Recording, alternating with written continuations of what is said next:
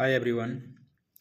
Education and knowledge अड्डा के इस यूट्यूब चैनल पे मैंने पिछले कुछ दिन पहले आपको इंग्लिश ग्रामर का एक छोटा सा टॉपिक टेंस पढ़ाने का कोशिश किया था। फ़िलहाल मैंने अपनी लोकेशन चेंज कर ली है, जिसके कारण क्या किया है, मेरी वो प्रॉपर सेटिंग नहीं बन पाई है।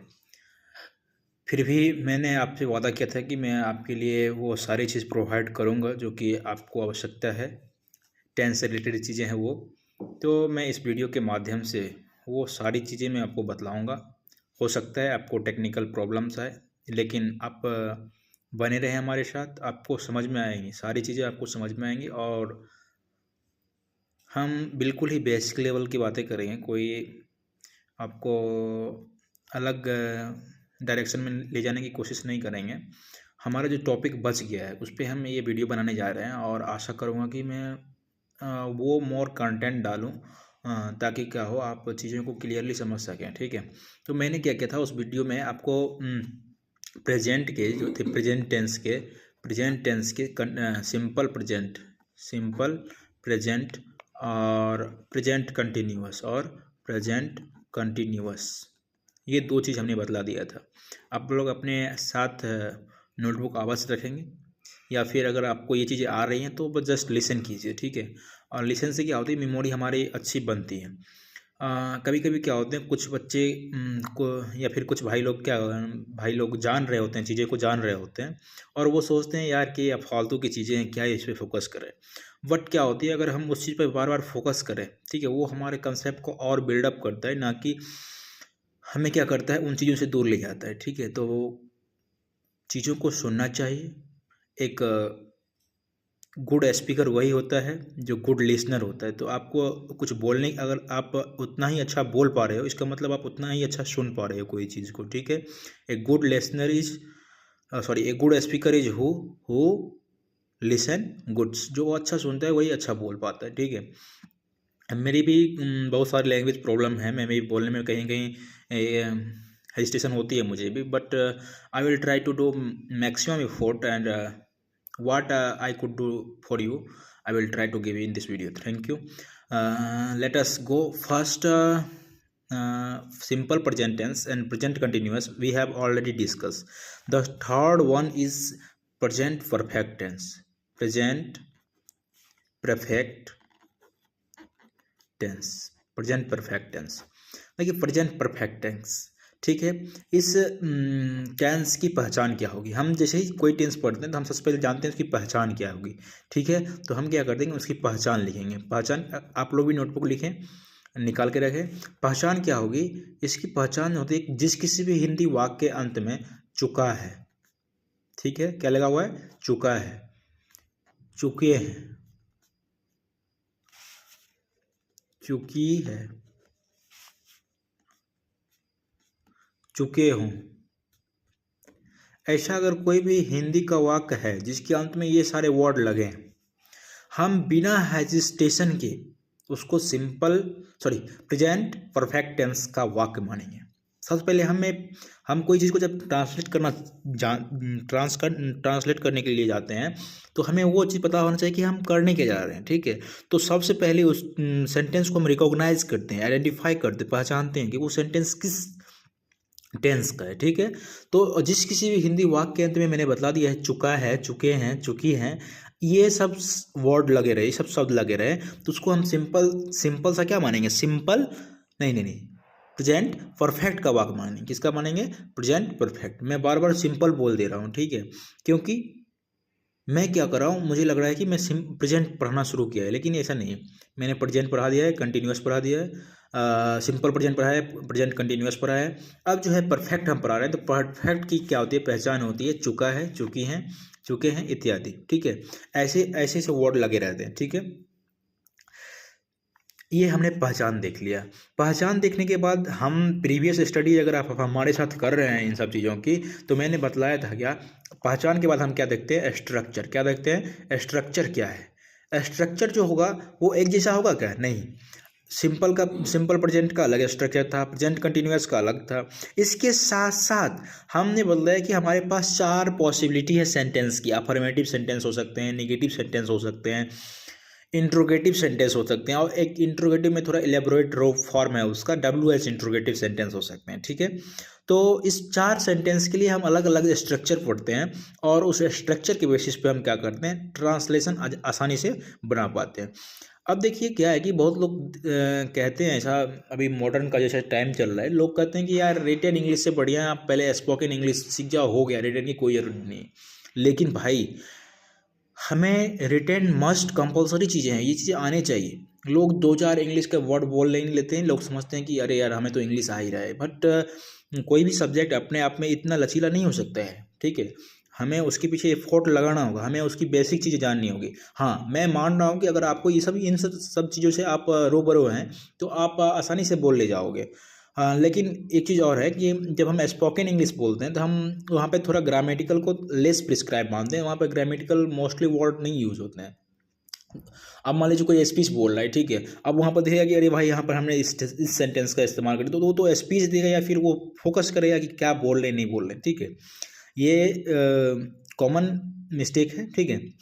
तो आइए हम बतलाते हैं आपको कि स्ट्रक्चर क्या है। स्ट्रक्चर में हमने बतलाया कि अफर्मेटिव का स्ट्रक्चर, अफर्मेटिव का स्ट्रक्चर। एक छोटी छोटी वीडियो बनाऊंगा और हर एक वीडियो में मैं एक ही सेंटेंस, एक ही टेंस, यानी कि सिंपल प्रेजेंट हुआ या फिर प्रेजेंट परफेक्ट हुआ या प्रेजेंट, कोई एक ही को मानूंगा, ठीक है, कोई एक ही पे डिस्कस चलेगा मेरा, ठीक है। क्योंकि अगर हम छोटे छोटे वीडियो के माध्यम से समझना चाहेंगे, we can build a largest content ever we have got it, ठीक है। तो एफर्मेटिव सेंटेंस के लिए कहते हैं क्या, इसकी स्ट्रक्चर क्या होती है, आप लोग के पास नोटबुक होंगे तो आप लोग भी लिखेंगे, सब्जेक्ट प्लस हैज या have plus V3 plus object, subject plus has या have plus V3 plus object. ये आप अपने नोटबुक में लिखेंगे, लिख लिए तो बतलाइए, ठीक है। सब्जेक्ट प्लस हैज या have plus V3 plus object, ये चीज़ें हैं। अब क्या है, हैज और हैव, दो वर्ड आ रहे हैं, हैज और हैव, ये क्या है, हेल्पिंग वर्ब है, और ये किसके हेल्पिंग वर्ब है, तो प्रेजेंट परफेक्ट टेंस के हेल्पिंग वर्ब है, ठीक है। अब ये हैज और हैव किसके साथ लगाएंगे, हैज और हैव किसके साथ लगाएंगे, तो मैंने कई पिछले लेक्चर में भी डिस्कस किया था आपको, हैज और हैव किसके साथ लगाना है। हैज जो है, हैज जो है सिर्फ और सिर्फ एक के साथ लगता है, वो कौन है, third person singular number, third person singular number, इसी के साथ क्या लगता है, हैज लगता है। बाकी बचे जो कोई भी सब्जेक्ट है, जो कोई भी पर्सन हमारे पास अवेलेबल है, सब के साथ हैव लगता है। आई के साथ हैव लगता है, यू के साथ हैव लगता है, वी के साथ हैव लगता है, दे के साथ हैव लगता है।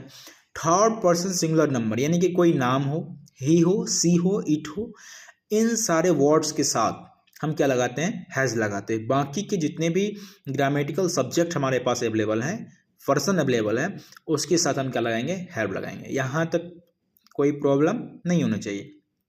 अगर बीच मैं मानता हूँ कि ये वीडियो बहुत कम लोग ही देख पा रहे हैं क्योंकि अवेयरनेस कम है इन चीज़ों की, लेकिन फिर भी जो लोग देख रहे हैं उनको अगर थोड़ा सा भी समस्या हो तो आप कमेंट बॉक्स के जरिए क्वेश्चन पूछिए। आप सिंपल हमसे कॉल करके पूछ सकते हैं, भाई मैं तो कोई यार इससे कोई एडिशनल चार्ज या फिर कुछ ऐसा तो नहीं है, यही चीज़ें आपको कोचिंग पढ़ाती है, ठीक है। मैं बतलाता हूँ अभी बिहार के बच्चों का क्या है कि मैंने देखा है बहुत सारे बच्चों को फंसते हुए, भाई क्या होता है, अलग अलग कोचिंग 200-250 रुपये लेके बच्चे को इंग्लिश पढ़ाते हैं। वो यार क्या ठीक से तो उनको जब वो पढ़ लेते हैं तो सिर्फ यही उनको मालूम होता है कि इस पोएम के राइटर ये हैं, इस स्टोरी के राइटर ये हैं, तो वो कॉमन चीज़ उनको जो चीज़ सीखनी चाहिए वो नहीं सीख पाते हैं 200-250 महीने देकर। और ऊपर से क्या, घर से आएंगे जाएंगे, घर हो सकता है उनकी कोचिंग नज़दीक हो तो फिर भी आना जाना पड़ता है, ठीक है। इन सभी समयों को बचा यही कंटेंट, लेकिन वो डिलीवर नहीं करते हैं, वो बच्चों को सिखाते नहीं, सिखाते भी हैं बहुत सारे अच्छे टीचर भी हैं, मैं ऐसा नहीं मानता हूँ, लेकिन मैं उन बच्चों को एक ये चीज़ देना चाहता हूँ कि आप ग्रामर पे फोकस कीजिए, ना कि आप देखिए कि मेरे 12th चैप्टर में, हाँ जब आप कोई एग्जाम बेसिस पे हैं तो उन चीज़ों की तैयारी कीजिए, ठीक है। आप अगर मैं मानता हूँ कि अगर आप सिंपल ग्रामर की सारी चीज़ें पढ़ ले जा रहे हो और आपके कंटेंट जो हैं वो अगर नहीं बने, फिर भी आपके, मैं चैलेंज के साथ कह रहा हूँ, आप 60 ले आओगे, आसानी से 60 ले आओगे, 60 मार्क्स आसानी से ले आओगे।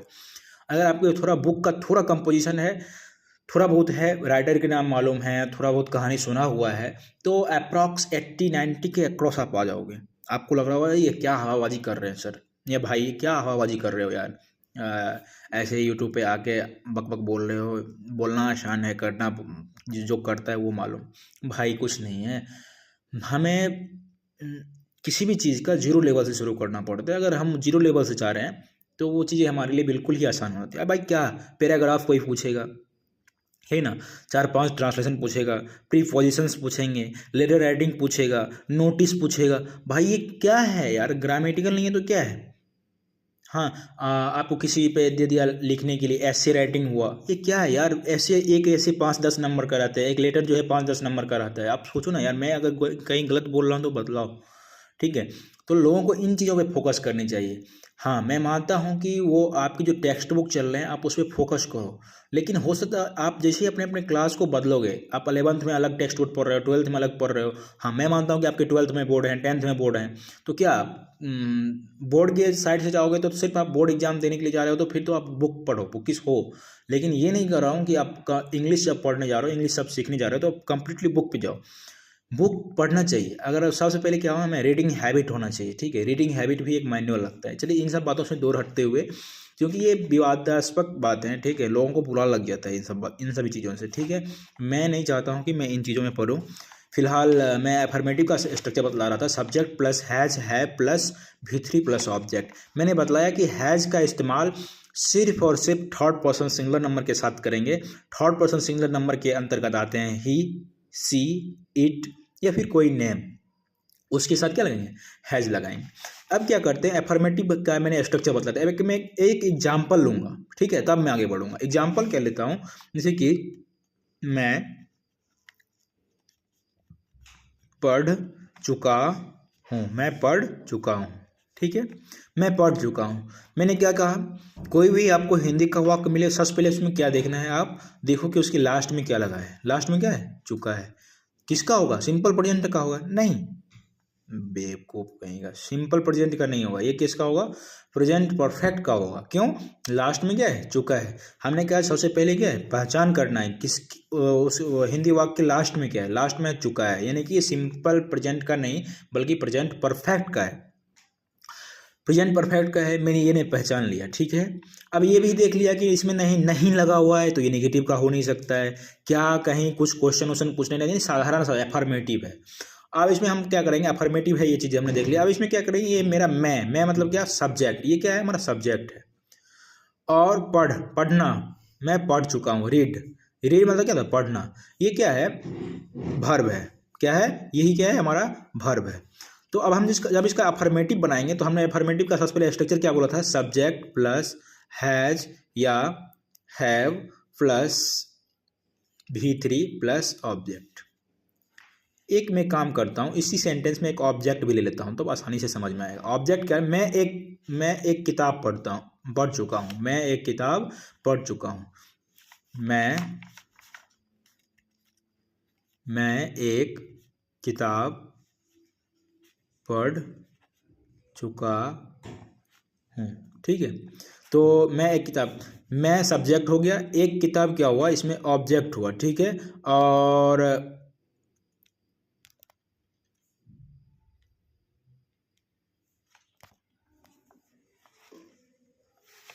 और क्या है, पढ़ना क्या है, वर्ब है, ठीक है। तो इसमें सबसे पहले हमने देखा कि सब्जेक्ट क्या है, मैं, एक किताब क्या है, ऑब्जेक्ट, और वर्ब पढ़ना, ठीक है, चुका है। देखिए अगर आपको कोई समस्या हो, अगर देखिए आपको स्क्रीन अगर दिखाई नहीं दे रहा होगा, तो इससे भी अगर कोई रिलेटेड प्रॉब्लम है तो स्क्रीन बड़ा किया जा सकता है, ठीक है। वो नेक्स्ट वीडियो में मैं आपको करके लाऊंगा। मैं अपना ही स्क्रीन थोड़ा बड़ा कर लिया है, लेकिन वो स्क्रीन थोड़ा बड़ा होना चाहिए था, कोई बात नहीं। आप अगर आपको प्रॉब्लम आ रही है तो आप वाकई मैसेज करेंगे कि ये एक रियल प्रॉब्लम है। मैं किताब पढ़ चुका हूँ, सब्जेक्ट इसमें मैं है, ऑब्जेक्ट एक किताब है, पढ़ना वर्ब है, चुका हूँ मतलब ये पहचान है। तो हमने क्या कहा है, सबसे पहले स्ट्रक्चर इसका देखेंगे, subject plus has have plus V3 plus object. Verb का सारा फॉर्म हमने आपको बतलाया है, इस अगर आप नहीं जान रहे तो फिर मैंने कई सारे वार्ड, जैसे जो स्पेशल वार्ड थे उनका मैंने फ़ोटो भी देखा है, आप पोस्ट सेक्शन में जाके देख सकते हो। मैंने वो सारे डिफ़ॉल्ट जो वर्ब फॉर्म थे उसको मैंने पोस्ट सेक्शन में रख दिया है। आप उसे जाके ट्राई करो, समझो, बातें देखो, बार बार देखो, याद होगी, ठीक है। लेकिन करने से कुछ होता है, करना चाहोगे नहीं तो नहीं कुछ होगा। बस यूँ ही देख रहा है कि ऐसे कहीं बैठ गए ऐसे ही वीडियो देख रहे हैं और आ जाएगा, बातें ऐसी इतनी आसान नहीं। नोटबुक लेके बैठो, जो चीज़ें कह रहा हूँ उसको फॉलो करो, और कुछ नहीं यार, जस्ट सीख जाओगे। मैं एक किताब पढ़ चुका हूँ, इसमें सब्जेक्ट क्या है, आई। तो सब्जेक्ट सबसे पहले क्या लिखेंगे, सब्जेक्ट आई लिख दिया, आई के साथ हैज लगाया है। मैंने बतलाया है अभी जस्ट थोड़ी देर पहले क्या, कि सिर्फ और सिर्फ थर्ड पर्सन सिंगुलर के साथ क्या लगता है, हैज लगता है, बाकी सब के साथ क्या लगेगा, हैव। तो आई हैव। अब है वर्ब क्या है, रीड। V3 क्या होगा, रीड का, रीड ही होगा, READ। लेकिन केयरफुल, यहाँ पर READ रीड पढ़ लेंगे नहीं, लेकिन रेड लिखते हैं, रेड मतलब पढ़ना होता है, इसका V3 भी यही होता है, लेकिन इसको पढ़ते हैं यहाँ पर रेड, ठीक है। रेड मतलब लाल नहीं, इसी यही READ को यहाँ पढ़ते हैं रेड। रीड का V3 क्या होता है, read. I have read a book, क्यों, subject plus has have plus V3 plus object, I have read a book. समझ में आ गई बातें, बातें बिल्कुल समझ में आ रही ना भाई। अगर आपको थोड़ा सा भी देखो भाई, क्या है कि क्लास थोड़ा इंटरेस्टिंग रहता है ना भाई, तो कलरफुल थोड़ा ये वगैरह वगैरह चमक दमक रहता है, तो लोग भी ट्राई करते हैं कि चलो भाई मैं इसमें देखता हूँ, अरे आज सर ये कर रहे हैं, वो कर रहे हैं, ये भी भाई ये बतला रहा है यार, गजब स्मार्ट लग रहा है भाई, बिल्कुल बंदा मानना पड़ेगा भाई। लेकिन इन सब चीज़ों से उठिए भाई, वो रियल लाइफ नहीं, वो रियल लाइफ, ठीक है। जो बेसिक लेवल की चीज़ें हैं आप उस पर फोकस कीजिए, रियल लाइफ में जिए, रियल लाइफ में मत जिया कीजिए, ठीक है। आजकल तो अलग ही फैशन चल गया एजुकेशन का, बच्चे जन्म नहीं लेते हैं, उनके माता पिता उनके बैग पे 5 kg का थैला डाल देते हैं, और बड़े बड़े प्राइवेट स्कूल में, बड़े बड़े फीस वाले स्कूल में बस पिसाड़े गया। वो बच्चा का जब वो 10th क्रॉस कर जाता है, उसका पता चलता है कि वर्टिब्रल कॉलम जो है एकदम टेढ़ा होकर है। अरे 5 वर्ष के एज से ही उसको बैग ढुआया जा रहा है। तो एजुकेशन का एक अलग ही फॉर्म चल रहा है, ठीक है। आप उन चीज़ों से बचिए, बेसिक नॉलेज रखिए, बेसिक नॉलेज के साथ साथ जो आप जिस चीज़ में प्रेफरेंस रखते हैं, ठीक है, उन चीज़ों पर फोकस कीजिए। बस एजुकेशन को आप उतना ही मोहलत दीजिए जितना कि वो है रियल में, रियल में एक मूलभूत आवश्यकता बन चुका है, ठीक है। पहले के समय में लोग को बेसिक चीज़ें चाहिए था, रोटी कपड़ा और मकान, ठीक है, वो चीज़ें मिल जाती थी, लोग बहुत खुश हो जाते, चलो भाई हम इन चीज़ों से दूर हैं। लेकिन क्या है, आज के दिन में जिनके पास शिक्षा नहीं है, उनको उनका जीवन जीना बहुत ही क्या है, कठिन हो चुका है। कहिएगा कि ऐसा बात नहीं है, आप कुछ झूठ बोल रहे हैं। जितने भी बड़े बड़े पैसे वाले आदमी हैं ना, वो तो कभी 10th किए ही नहीं, तो भाई उन्होंने 10th नहीं किया, 12th नहीं किया, लेकिन जीवन के किसी ना किसी कोने में उन्होंने भी मेहनत किया है। आप मानो या ना मानो, उन्होंने कभी किसी ना किसी समय में क्या किया, अपना टाइम इन्वेस्ट किया है। तो आपको मैं कहता हूँ, आप टाइम यूटिलाइज कीजिए, ठीक है। टाइम यूटिलाइज करोगे, एक्सपीरियंस पाओगे तो आप चीज़ों को समझ पाओगे, ठीक है। नेक्स्ट चीज़ है नेगेटिव सेंटेंस। कौन सा है, नेगेटिव। अब हम एफर्मेटिव देख लिया, अब है नेगेटिव, ठीक है। क्योंकि बीच में बात करना बनता है यार, नहीं बात कोई सोचना सिंपल एफर्मेटिव नेगेटिव इंट्रोगेटिव पढ़ाते जाओ यार, कुछ पल्ले नहीं पड़ रहा है, वीडियो देख के छोड़ के भाग जाएगा बंदा, ठीक है। इसलिए बीच बीच में कुछ कुछ साल्ट मिलाना पड़ता है। सब्जी अगर यूनिफॉर्म हो, सादा दे दे तो थाली नचा के फेंक देगा आदमी। और इसमें थोड़ा नमक, थोड़ा ये गरम मसाला वगैरह वगैरह डाल दे तो थोड़ा नहीं भी चाहेगा तो सुगंध के कारण उसको खाना पड़ जाएगा, ठीक है। तो नेगेटिव पे आते हैं। नेगेटिव का स्ट्रक्चर क्या होता है, सब्जेक्ट प्लस डू या अरे यार सब्जेक्ट प्लस हैज या have plus not plus V3 plus object. सिर्फ हैव और वर्ब के बीच में क्या लगा देना है, नोट लगा देना। जैसे कि मैं यही लेता हूँ, इससे आप क्या होगा, आसानी, मेरे पास बहुत सारे एग्जाम्पल हैं, आप भी थॉट करो यार, बगल में बनाओ कि ये भी तो हो सकता है, ये भी तो हो सकता है, ये भी तो मैं पढ़ चुका हूँ, मैं सो चुका हूँ, वो दौड़ चुका है, राम आ चुका है। बहुत सारे सेंटेंस बन सकते हैं। ये नहीं कि अब मैं बोल दिया तो उसी पर आप अटके रहो, ठीक है। अगल में बनाओ, बगल में बनाओ, ठीक है। तो subject plus has have plus note plus V3। अब क्या है, इसी को मैं ले रहा हूँ। मैं एक किताब नहीं पढ़ता हूँ, मैं एक किताब नहीं पढ़ता हूँ, मैं एक किताब नहीं पढ़ता हूँ, पढ़ चुका हूँ, सॉरी चुका हूँ। ता हूँ बार बार आ रहा है, यानी सिंपल प्रेजेंट का हम बोल दे जा रहे हैं, आप ध्यान रखिएगा। चुका हूँ, चुका हूँ तो किसका है, बताओ किसका है, प्रेजेंट परफेक्ट का है। किसका है, प्रेजेंट परफेक्ट का है। तो इसका क्या बनेगा, आई हैव, और हैव और V3 के बीच not, I have not read, बिन का है बोल रहे भाई, I have not read a book, मैंने किताब नहीं पढ़ा है। ठीक है, बातें समझ में आ रही है कि नहीं आ रही, आ रही। अब तीसरी चीज है इंट्रोगेटिव। इंट्रोगेटिव का मतलब क्या होता है, प्रश्नवाचक, जिससे क्या हो, प्रश्न पूछने की बात हो, प्रश्न पूछने की बात हो। तो इंट्रोगेटिव में जैसे कि इसका स्ट्रक्चर सिंपल सा पहले हम देखेंगे, इसका स्ट्रक्चर क्या होता है। स्ट्रक्चर होता है has, have plus subject plus V3 plus object. जैसे कि मैं यही लेता हूँ, have I read a book, क्या मैं एक किताब पढ़ चुका हूँ, क्या मैं एक किताब पढ़ चुका हूँ। ये हाउ WH वर्ड में आते हैं। Have you gone, go went gone, have you gone to school, क्या तुम विद्यालय जा चुके हो। तो गॉन का इस्तेमाल, गो मतलब क्या होता है, जाना, गॉन मतलब क्या हुआ, उसका V3 फॉर्म हुआ, नहीं हुआ। तो have you gone to school, क्या तुम स्कूल जा चुके हो। इसमें एक आता है इंट्रोगेटिव में भी निगेटिव आ सकता है, जैसे कि क्या मैं किताब नहीं पढ़ चुका हूँ, have I not read a book. तो यहाँ पर सब्जेक्ट के बाद नोट लगाएंगे, वो एक अलग बनता है, हैव आई नोट, यहाँ पर नोट बीच में आ जाता है। ठीक है, वो इंट्रोगेटिव निगेटिव 2 सेंटेंस मिल जाता है उसमें। ठीक है, इंट्रोगेटिव का बेसिकली स्ट्रक्चर क्या होगा, has have plus subject plus V3 plus object. बातें समझ में आ रही है, फिर से बोलेंगे, has have plus subject plus V3 plus object. बातें समझ में आ रही है, ठीक है। मैंने क्या बताया, इसी में इसका एक इलाबोरेशन फॉर्म है। क्या इसमें क्या होता है कि इंट्रोगेटिव तो है, उसमें नेगेटिव भी आ जा रहा है, तो कुछ नहीं करेंगे, सब्जेक्ट के बाद जस्ट उसमें नोट लगा देंगे। जैसे कि मैं एक किताब नहीं पढ़ चुका, क्या मैं एक किताब नहीं पढ़ चुका हूँ, have I not read a book, have I not read a book, क्या तुम विद्यालय नहीं जा चुके हो, have you not gone to school. बस बातें समझ में आ रही है।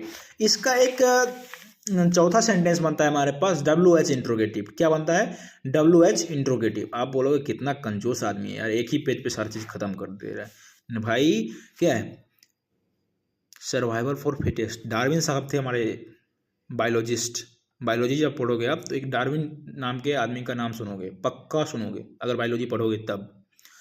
उन्होंने बतलाया था सर्वाइवल फॉर फिटेस्ट, जहाँ जैसा है उसके अनुरूप ढल जाओ, नहीं तो क्या करोगे, नहीं रह पाओगे यहाँ पे। ठीक है, तो अभी जो सिस्टम है उसके अनुरूप हम ढल रहे हैं। हम अभी जाएंगे बड़े बड़े बोर्ड या फिर स्मार्ट बोर्ड में पढ़ाना, तो हो पाएगा, नहीं हो पाएगा। और दूसरी चीज़ है कि extra of everything is bad. जितना चीज़ आपके पास है आप ट्राई करो कि थोड़ा थोड़ा आप आगे बढ़ने की ट्राई करो। अब ये नहीं कि ये कुछ ज़्यादा ही कर लिए, ठीक है, क्योंकि मैंने बतलाया एक चीज़, extra of everything is bad. एक गिलास पानी जो है किसी की प्यास बुझा देती है, वही ज़्यादा पानी हो जाता है ना तो किसी शहर में बाढ़ रूपी तबाही भी ला देती है। ठीक है, तो WH इंट्रोगेटिव पे आते हैं।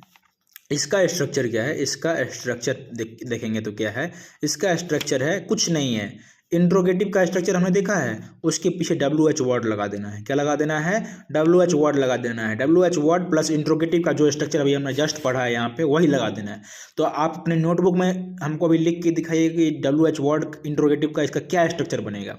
तो इसका स्ट्रक्चर बनेगा WH वर्ड प्लस इंट्रोगेटिव वाला। क्या इंट्रोगेटिव वाला, has have plus subject plus V3 plus object, has have plus V3, has have plus V3 plus object, has have plus V3 plus object. देखिए यहाँ पे लिखा हुआ ना, has have plus subject plus V3 plus object. ठीक है, तो उससे पहले WH वर्ड लगा देना, जैसे कि हाउ, वाई, व्हेन, वेयर, ये सब WH वर्ड है, जहाँ जिससे क्या हो, क्वेश्चन पूछने का वर्ड बोल दो। WH वर्ड का मैंने प्रीवियस क्लास में डिस्कशन किया था। ठीक है, इस प्रकार क्या होता है हमारा ये प्रेजेंट परफेक्ट टेंस खत्म होता है। अब क्या करेंगे हम, ऐसे ही शॉर्ट्स वीडियो तो नहीं हुआ, ये हाफ एन आवर का एक एक लेक्चर बनेगा, ठीक है। मैं डालता जाऊंगा और ट्राई करूंगा कि मैक्सिमम डिलीवर करने का, ठीक है, बिना बात बनाए हुए, बिना बाहर की चीज़ें को बतलाए हुए मैं ट्राई कर क्या करूंगा कि इन सारे चीज़ों पर क्या करूंगा, फोकस करूंगा। अब क्या है कि मैं आपको यहाँ पर आप क्या करोगे अपने नोटबुक में, अब मैं कुछ नहीं करूँगा, अब आप करोगे। आप क्या करोगे, आपको करना क्या है कि आप क्या करो, अभी 4 सेंटेंस मैंने बतलाया है, affirmative, negative, interrogative, WH interrogative. आप उसका एक साइड में बॉक्स बनाओ यहाँ पे कहीं पे, और उसका चारों का स्ट्रक्चर ज़बरदस्त तरीके से लिख डालो। तो कुछ समय लेके जल्दी से लिख डालो। तो उसमें क्या है कि उससे क्या होगा कि आप जब लास्ट रिवीजन कर रहे होगे तो आप वो सीरीज पॉइंट देख लोगे, आराम से याद हो जाएगा यार, कोई बात नहीं। मैं बोल रहा हूँ, आप लोग सुनते जाओगे, या फिर ऐसे सुनने का कोशिश करो, ठीक है, कि मैं क्या बोलने जा रहा हूँ। इसे क्या है कि मैं बतला रहा हूँ आपको कि आप अफर्मेटिव के लिए स्ट्रक्चर देखते हैं क्या होगा। तो अफर्मेटिव के लिए क्या स्ट्रक्चर होगा, सब्जेक्ट प्लस हैज या हैव, सब्जेक्ट प्लस हैज या have plus V3 plus object, subject plus has या have plus V3 plus object. इसके बाद कौन सा सेंटेंस आएगा, अफर्मेटिव के बाद कौन सा, निगेटिव में क्या करेंगे, subject plus has have plus not plus V3 plus object, subject plus has have plus not plus V3 plus object. बातें समझ में आ रही है, बातें क्रिस्टल क्लियर है, बातें समझ में आ रही है ना। इसके बाद क्या है, इसके बाद है interrogative, has have plus subject plus V3 plus object, ठीक है। आप कहोगे भाई आपको कैसे याद है, या फिर अगर आपको आ रहा है तो आपको कैसे याद है, अगर किन्हीं लोग को इसमें आ रहा है, जो लोग वीडियो देख रहे हैं, आपको कैसे याद है, तो आपने कहीं ना कहीं क्या है बेसिक लेवल में इसकी तैयारी की थी। जब आप फर्स्ट टाइम इसको पढ़ रहे थे तो आपको आसानी से चीज़ें समझ में आ रही थी, आप उसने फोकस किया। एक चीज़ याद रखो, first impression is last impression. किसी भी सब्जेक्ट, किसी भी चीज़ को अगर आप जैसा लोगे वो वैसा ही होगा। First love is last love, सही है। ये बातें बहुत जल्दी समझ में आ जाती है, चलो कोई बात नहीं। तो WH इंट्रोगेटिव हमने देख लिया है, ठीक है। अब क्या है कि मैं कई 4-5 सेंटेंस दे रहा हूँ, ठीक है, आप उसको बनाओगे अपने नोटबुक पे। जैसे क्या है, मैं बतला रहा हूँ, राम और श्याम घर जा चुके हैं, राम और श्याम घर जा चुके हैं, पहला हुआ। इसको बनाओगे, कहोगे कि आप देखने आएंगे कि हम होमवर्क बनाए हैं कि नहीं बनाए हैं। ये आपकी ईमानदारी बतलाएगी आपने क्या किया है, नहीं किया है। मेरा जो काम है मैं वो कर रहा हूँ। तुम घर जा चुके हो, सीता सो चुकी है, राधा